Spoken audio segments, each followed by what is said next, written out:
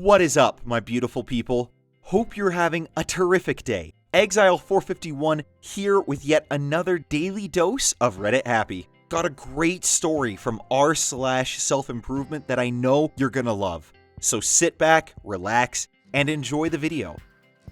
A brief summary of how I sorted my crap life out. Thoughts and reflections from my own personal situation.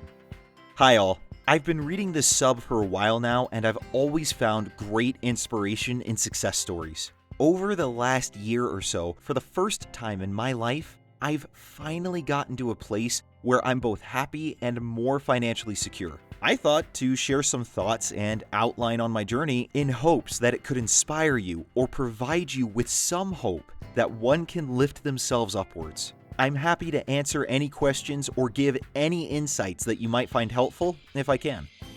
I have never been in a good place mentally. My childhood consisted of witnessing violent domestic abuse, witnessing my parents' death, being physically and mentally abused and then neglected. I pretty much raised myself from the age of 12. I consider myself lucky for not making any of the poor decisions that an unattended child may be presented with. Drugs, gangs. I had a few close calls, but thankfully did not end up doing anything which would ruin my life permanently. For obvious reasons, I've had severe depression for as long as I can remember, and later as an adult, extreme anxiety. School was okay for me. I had friends and didn't get into much trouble. I was pushed towards college and university by my tutors. Unfortunately for me, I didn't have the sense to realize that an arts degree from a crap local university is pretty much useless. And so I found myself trapped in a retail job, my own personal hell that I'm sure many of you have your own versions of. I got the job at 18 to pay for my student apartment and remained there after graduating. I did not attend my own graduation. I barely had enough money to get by and not enough self-control to withhold myself the small luxuries which could have seeded the beginnings of a savings account. Months turned to years, and I became more depressed and anxious with my situation.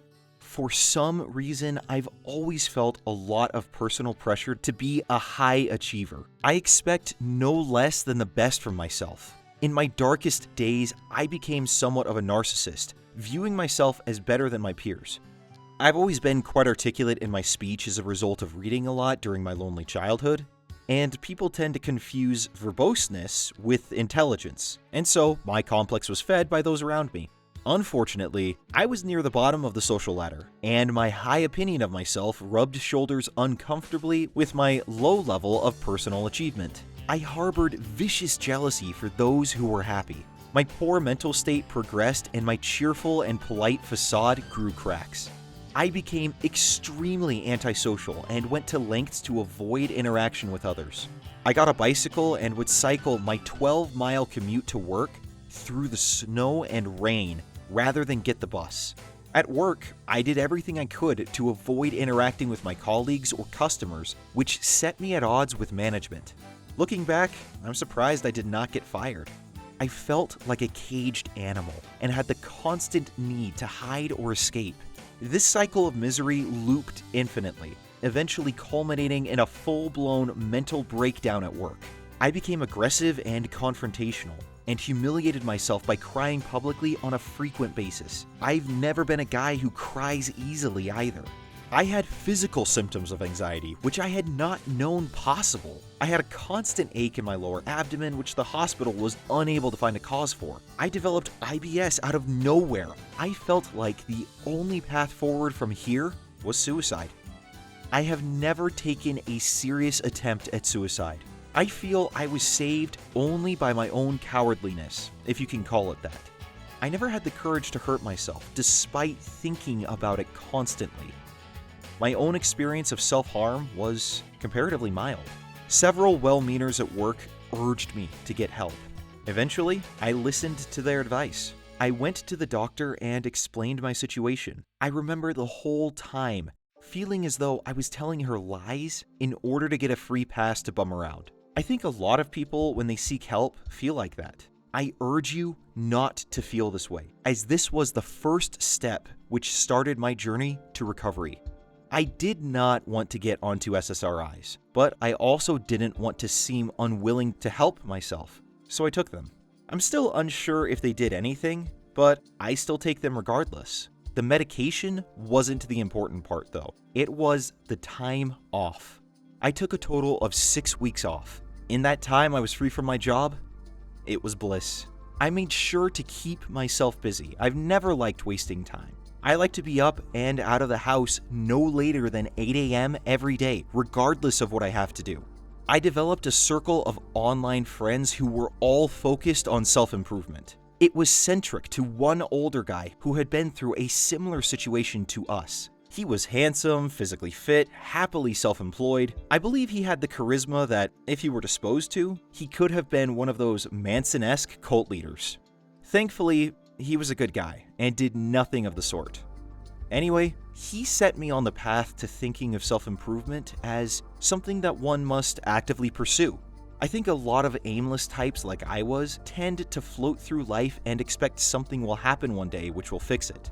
It won't. The unfortunate truth is that there are some people who never fix themselves. They either don't have the willpower or don't believe they can, and so they fester and rot in whatever personal hell they've carved out for themselves and die. Sometimes there aren't happy endings. I believe this is a result in the idea that everyone is special being drummed into every young child's head from the day they can string together a coherent sentence. It's just not true. Many people find themselves, sometimes through no fault of their own, trapped in self-deprecating mediocrity and never climb out of it. It is important to note that I do not consider those who work in minimum wage jobs to be mediocre or of low value. You define your own metrics for success, and some people are perfectly fulfilled and happy in situations that other people would consider undesirable. Okay, I realize I'm going on a tangent now. Anyway, I became consciously focused on improving myself. I had realized previously that when I began riding my bike to work, I had somewhat of a better mood. This, and subconsciously wanting to emulate my mentor, led me to spend a lot of my time off working out. Standing at 5'8", I'm not particularly tall, and I was always thin. In addition to being scrawny, I went completely bald at age 18. People have often commented that I look unwell. Working out was the second decision which I consider pivotal to my eventual happiness. I've thought about this a lot, and I can only speculate why. My personal hypothesis is that happiness as a chemical reaction in the brain is our body's way of saying, congratulations, you're winning at life. It's not going to tell you this unless you fulfill what nature considers a successful situation. Being physically healthy and virile, one of the fundamentals. There is also the element of self-improvement and progression one feels from doing something like bodybuilding. I got bigger, starting at 130 pounds or so. These days, I go back and forth between 180 pounds and 200 pounds, never exceeding roughly 15% body fat. So I have a decent bit of muscle on me these days. People treat me very differently in public now, I've found. The important part is the combination of progression and improvement that lifting weights grants. For the first time in my life, I felt like I had some sort of personal improvement under my own control. I am lucky in that I enjoy lifting weights very much. I never thought I would, but this pleasure is what allowed me to stick with it and see results. After 6 weeks, I returned to work. My supervisor had leveraged me a place in a non-customer facing role. The months rolled by, I got physically fitter and healthier, and felt happier at work now that I could just plod along alone and unbothered by customers. Unfortunately, the cycle repeated itself. My personal progression in the gym still couldn't erase the feeling of stalling I was getting by working the same minimum wage job for 10 years, and I regressed back to an anxious, crying mess. I went back to the doctor and got another sick note. This time, I had made the personal promise that I would never go back to work. Somehow. I had somewhat of a hobby project over the last year which made me some extra pocket money. My online Mannerbud pushed me to pursue this as an actual business, and so I did. The 8 weeks which I took off from work this time were filled with lifting weights and turning my hobby into a functioning business. I felt like I was moving forward, finally.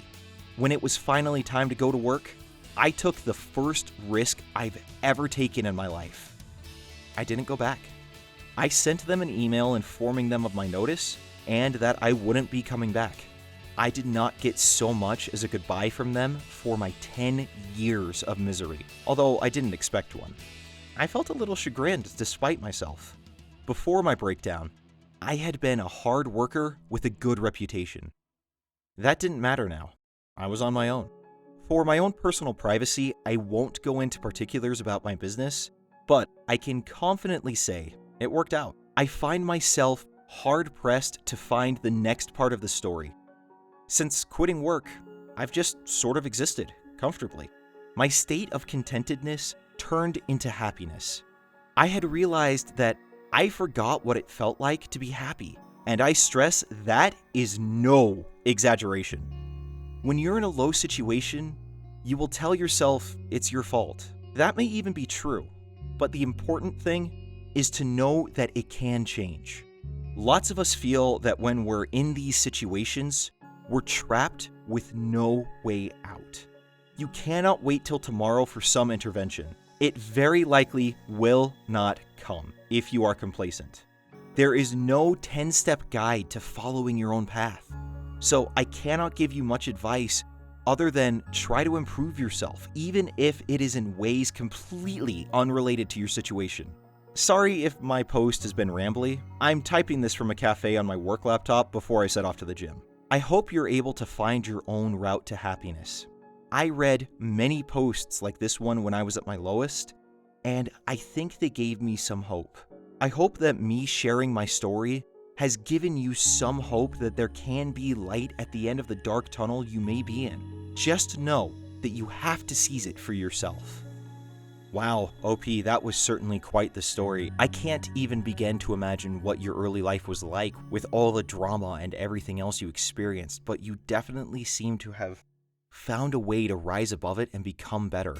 Your story echoes a lot of the same ones that are so common in this subreddit, which is why I love going back to it, because there are so many stories of inspiration and success. Yours is just the latest, and I am so grateful for you sharing. And like you said there at the end, there is no silver bullet. There is no magical 10-step program that's going to change your life. We all have to make those steps, but it is attainable.